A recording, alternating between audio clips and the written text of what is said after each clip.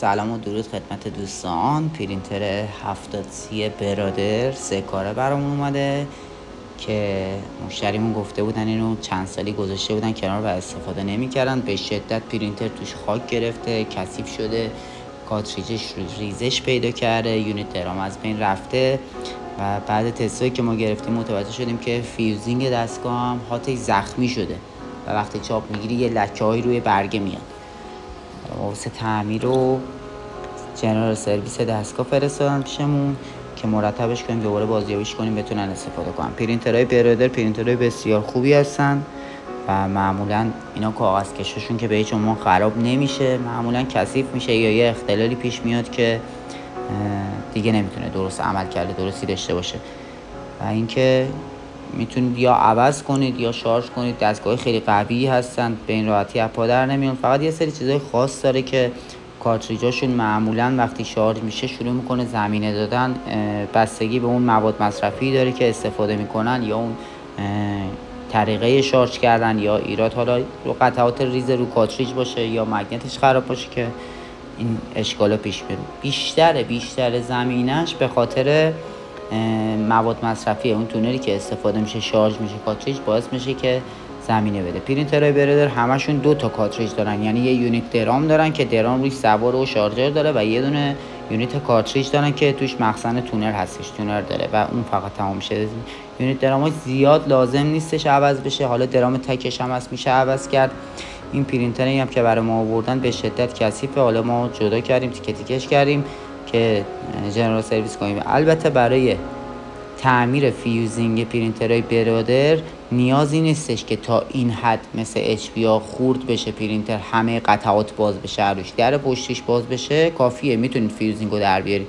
ولی چون ما میخواستیم این پرینتر رو جنرال سرویس کنیم و تمام قطعاتش رو بشوریم، از اول جمع کنیم، دستگاه رو مجبور شدیم که تیکه تیکش کنیم، همه قطعات جدا بشه. فیوزینگ دستگاه رو در آوردیم. اینجا که میبینید هات دستگاه زخمی شده و یه حالتهای تابلی رو هاتش ایجاد شده، اون پوسته روش کنده شده و مجبوریم عوض کنیم.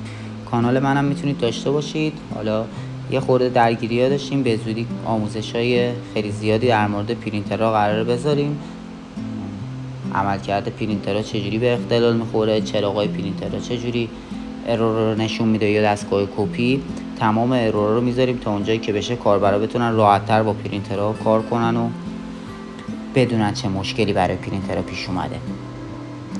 کیفیت چاپ این دستگاه هم دیدیم که به شدت ضعیفه، کارتریج شارژ شده قدیم، زمینه داره، خودش کم رنگ میگیره، لکه میندازه. به خاطر لکه هایی که چند تا بود، حالا لکه بستگی داره، شاید هم میتونه بالا درام باشه، شاید میتونه بالا فیوزینگ باشه. این دستگاه از جفتش بود، جفتش ما تعمیر کردیم، فیوزینگش رو تعویض کردیم، درست کردیم قطعاتش رو.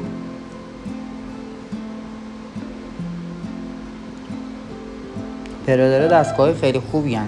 کیفیت چاپ خوبی هم دارن. از نظر کپی گرفتن هم کیفیت کپیشون بسیار خوبه، کیفیت عالی تحویل میدن وقتی کپی میگیرن، یعنی عین همون از تحویل میدن که اچ پی ها و کنون ها معمولا نمیتونن این کارو کنن.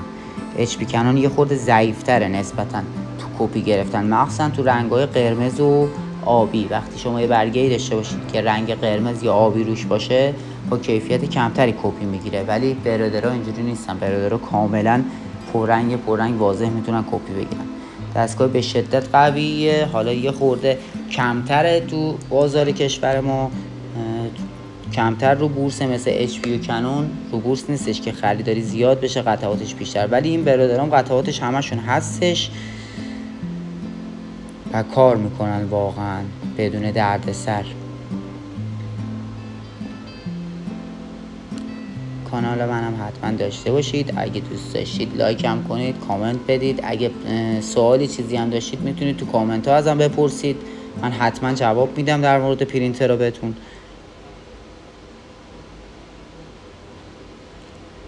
یه چیز مهم اینه که کاربرا وقتی یه پرینتری رو میخوان بخرن حتما با یه نفر تماس بگیرن، مشورت کنن، تحقیق کنن، میتونن تو گوگل بگردن در مورد اون پرینتر.